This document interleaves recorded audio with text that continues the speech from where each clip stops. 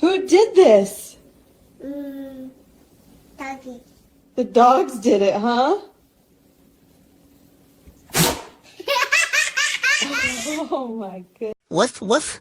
Woof, woof. Woof.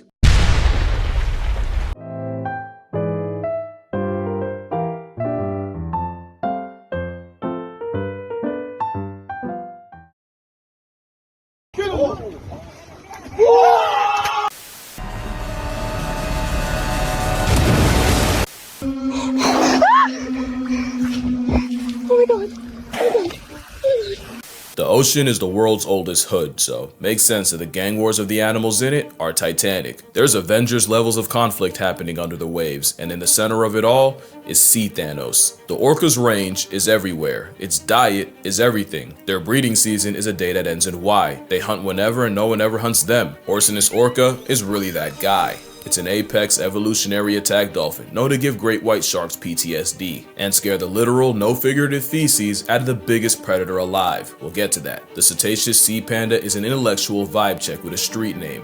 Killer whale, a name they got after ancient whalers watched what a barcoded armada could do to a barnacle bus stop. With the size, intelligence, and power of friendship, the whale killer might just be nature's favorite, and there's virtually nothing on the ocean census that can't get orked. But all that dominance has a cost. Like an ocean kingpin, orcas have made a lot of enemies, and there's at least two that'll bully them back. It all comes back to the often forgotten rule of nature. A predator has to be convinced you're worth the effort, but prey will turn you into past tense before you go offense. The world of whale beef is messy, with alliances, rivalries, and straight mob mentality. Cause for every orca, there's a pack of pilot whales. This is what orcas see in their nightmares, allegedly. Let's talk about it. Every dolphin is a whale, but not every whale is a dolphin, and pilot whales are a very big dolphin. They're the second biggest dolphin, only beat by the ocean equalizer. Pilot whales look like off-brand belugas, and that's pretty close to their personality. Pilot whales have been called the Ferraris of the sea, being clocked at over 30 miles per hour while hunting, and they'll use this speed to run up on pods of orcas. That, and the fact that pilots can roll in pods that get to over 100, is why killer whales may have a healthy amount of fear in a deep fake dolphin. Scientists in Iceland have seen orcas go from socializing to dead silent to suddenly synchronizing a retreat before a group of pilot whales pulled up. In some cases, the orcas were literally run out by the pilots, with both parties porpoising during the chase. And we know for a fact, pilot whales actively look for problems, since scientists in Norway played the sounds of orcas feeding, and that got their boat confronted by the pilot pack. It's even escalated to pilot whales imitating the calls of killer whales, and considering killer whales in different areas can have different dialects, pilot whales learn to lampoon the exact kind of orca in their neighborhood. Some say it's a form of ocean incognito, where they use sound to camouflage. But there's a world where pilots got so sick of the gimmicks they learned a language just to talk that cetacean shit. But it's not one-sided, as orcas will pack up and prey on pilot whales. There's also been more than one case of a group of orcas traveling with an orphan baby pilot whale, adopting it either as progeny or a practice dummy. My theory is that the trauma of losing a baby drives a mother orca to do the next best thing: kidnap an infant pilot whale and try to brute force parenthood. It's a conflict that still has a lot of questions, and this story might just have another chapter. Cause what are the odds the orca's two biggest enemies are friends? Humpbacks prove you can always be a bigger hater, and there's no bigger hater than the one that interferes with orca hunts, even when the target isn't another humpback. In 5 decades of studying humpback orca spats, in only 11% of them did the killer whales actually go after them. The other 89 involved orcas plotting on a completely different animal and the humpbacks getting involved to play defense. In fact, in over 100 encounters, the humpbacks approached the orcas 37% of the time, and the orcas were the instigators 26%, meaning when scientists could tell who wanted smoke, 58% of the time, the humpback mafia started it. Why? Well, maybe ask the pilot whales. Pilot whales and humpbacks have been seen socializing off Hawaii, with humpbacks even seeming to pet the pilots with their fins. They've even been caught communicating with each other. Two completely different species.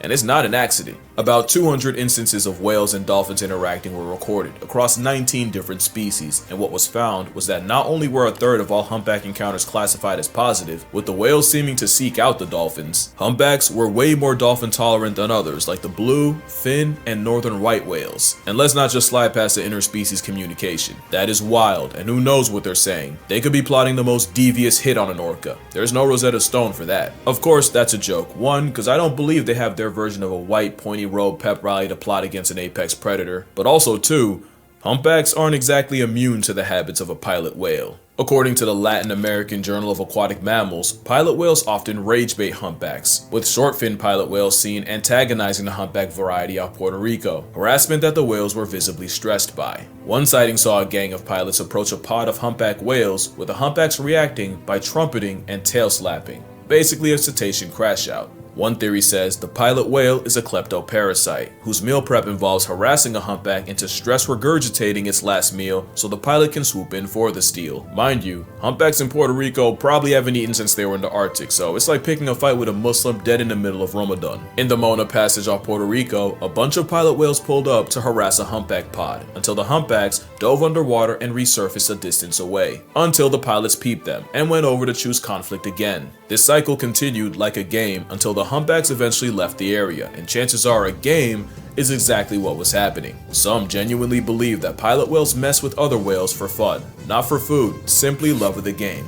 They're just being dicks. And humpbacks are the whales that tolerate them, but what they don't accept is anything orca. In 2012, a pod of orcas murked a gray whale calf, but the plot twist was the 14 humpbacks that rushed in to back up the 2 already on scene. And what scientists saw was the humpbacks gatekeeping the killer whales, with one even putting himself next to the past tense calf and wailing out anytime an orca got close. For 6.5 hours, the humpback hood calorie blocked the orcas, even ignoring an enticing swarm of nearby krill to remain to float on business. You see, orcas don't go after humpbacks often, but when they do, it's usually targeting a calf with its mother, which usually involves separating them and reverse baptizing the baby. The thing is, adult humpbacks are much less fearful of a monochrome mammal and are triggered by the sounds of an orca hunt and will come swimming, especially since any young humpback in the area are likely a relative of their own. So they're on sight, well, on sound with orcas, even if the target ends up being a Pacific placemat, because the lesson every humpback learns is, no orca alive shall prosper.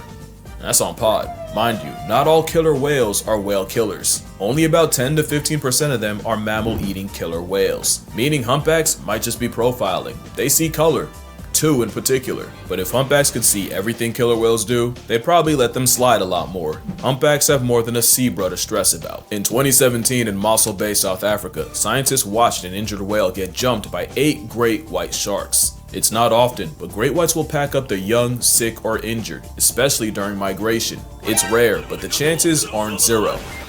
Unless an orca's around. That wasn't a joke earlier. Orcas legitimately give jaws PTSD, and it's scientifically proven that great whites will abandon even favorite hunting grounds for up to a year if they even sense a giant oppression dolphin once. In fact, the number of great whites has flatlined in many places off South Africa, like False Bay, so low that it's legitimately affecting tourism. And one of the biggest non-human reasons might be orcas.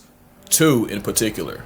Since 2015, port and starboard have been raining hell on the whites, with many late great shark carcasses washing ashore with missing livers, including a 16-foot female named Khaleesi. These 2 orcas in arms have terrorized sharks of any species. In 2023, the duo life-deprived nearly 27 gill sharks in one day, and starboard might be the biggest menace. Fun fact, starboard is the first orca ever recorded murking a great white shark by himself after eviscerating one in less than 2 minutes completely solo. Port and starboard are named after how they tend to split the sharks they kill, left and right. That's not true, it's based on their fins. But for about a decade, these 2 have been violating sharks without remorse, recourse as a final course to force soul divorce, not to beat a dead horse. But killer whales ironically do humpbacks a solid, as the South African rest stop of their migration now has way less sharks. But we've known that sharks tend to get their cookies taken by orcas, but great whites can also get sent packing by their own prey. It's well known that a sea lion to a shark is basically a chew toy, with one fur seal having no chance against a 16-foot, 2,000+ pound bioweapon. But this movie has an alternate ending, with gangs of fur seals mobbing hunting sharks. Imagine getting chased out of a drive-thru by a horde of homicidal hot dogs. That's this shark's reality. It's the same mob mentality humpbacks use on orcas, and fur seals will press a great white into retreating back to sea. This weaponized friendship has been clocked all the way back to 2005. with a group of adult male Australian fur seals jumping a great white shark that wandered too close to the colony's pups. But orcas might have just lit a fuse under the fur seals. The decline of great whites in places like False Bay may have honestly boosted the confidence of the seals. Not only do they now act way bolder, studies showed that the stress hormone levels of fur seals in False Bay went down as the shark numbers did. Orcas might take the seal out to sea and leave it with an L, but they might have also emboldened the fur seals against their biggest op. And few realize how horrific a family of fur seals open carrying confidence can be. Although they likely didn't need much, because apparently seals can't get along with each other. In many places, elephant and fur seals cross paths,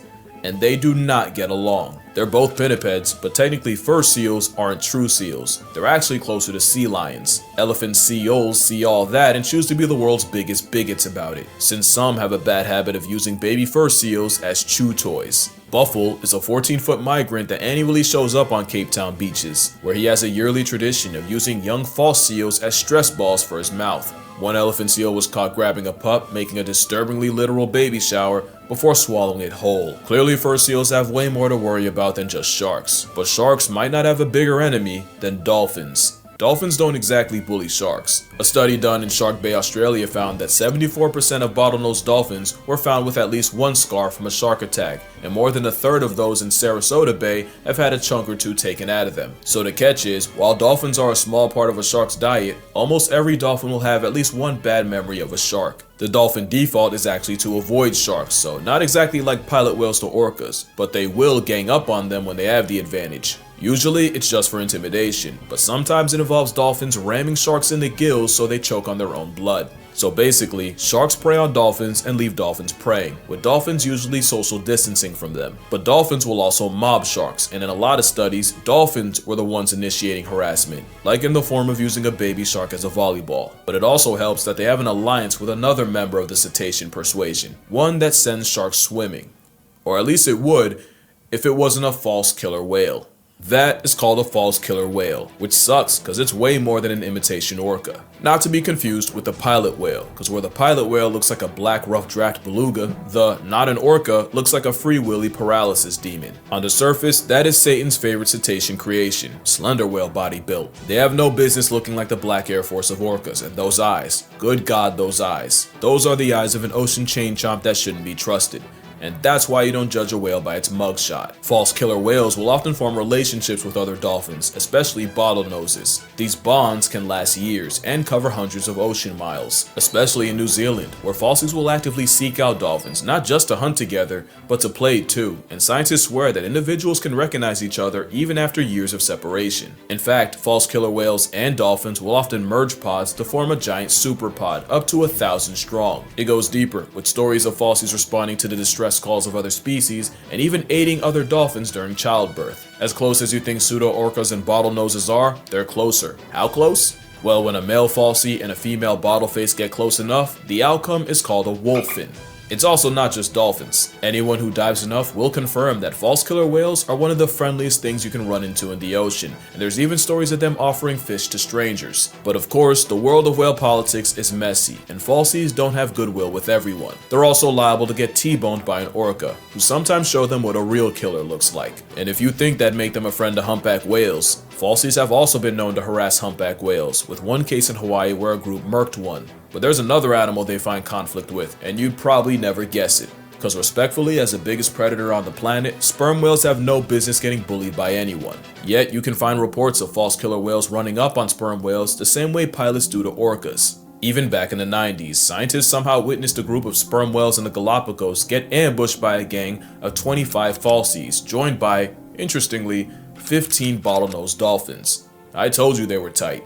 But it was likely a bluff that didn't accomplish any real damage, which isn't always the case. There is one animal with the audacity to hunt modern-day Leviathan, but at this point it should be no surprise. Orcas are ocean Stan Lee. They pop up everywhere. They usually avoid each other, but a party of plus-size predators working as a wolf pack will target the young, sick, or isolated. But orcas predictably can get bold about it. Back in 1997, 35 killer whales attacked a pod of 9 sperm whales, resulting in a 4-hour onslaught that left every sperm whale injured and one dead. 20 years later, a pod of 8 killer whales ran up on a group of 100 sperm whales off Sri Lanka. That's not a typo. Nobody died, but the audacity was nearly fatal, especially since sperm whales, for whatever reason, don't really fight back. Their main defense is to get into a formation called a rosette, with the weak put in the middle. There's that, and serving a poop slushy at orcas, since real-life Mobies will also use a cloud of diarrhea as offensive self-defense. This bowel bath bomb is sometimes enough to save their lives, but it also means orcas have the ocean's biggest predators soiling themselves by the metric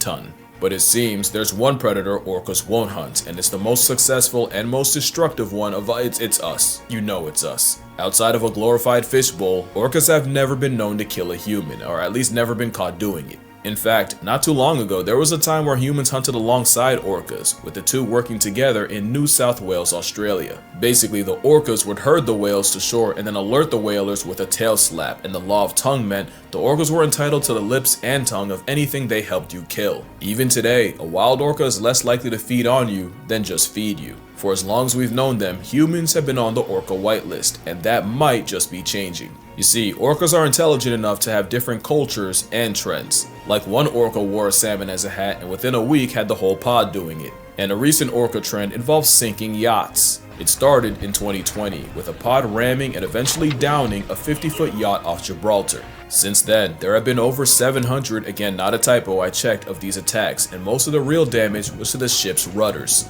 Mind you, some of these attacks lasted over 2 hours, so it's really looking like Humpback levels of hating. Also, while researching, I realized there's more than one case of killer whales failing a hunt, only to then target the boat of the researchers watching it happen out of spite. So what are the orcas cooking? I have my theories. One is that orcas are treating hundreds of thousands of dollars worth of vessels as toys, and all it would take is one orca messing with a boat for fun and telling his homies for a new trend to hit humanity. Or it could be revenge. All that would take is one orca having a bad experience with a boat for the whole family to slide, fueled by generational rage. Especially if it happened to a grandmother, cause you know the moment she brought it to the pod, it'd be up for everyone. In fact, chances are, they teach this same behavior to their young. There's a lot we still don't know about the ocean, and all the nonsense that happens in it. But one thing I'll say every time I speak on anything dolphin is that animals aren't good. Animals aren't evil. They're just animals. Animals just trying to make it to the next day any way they can. It's not orca's fault, they're just that much better at it. Simply a skill issue for everyone else. I'ma keep saying it as long as there's people on Twitter saying I want them dead. So probably forever. But until then, drink water, hug your mother. If you see an orca, apologize. Doesn't matter what for, just do it. Support the whales, call your father, and I'ma see y'all in the next one. Stay still. Just chill. That's cool. That's a lifetime experience for you. Woo!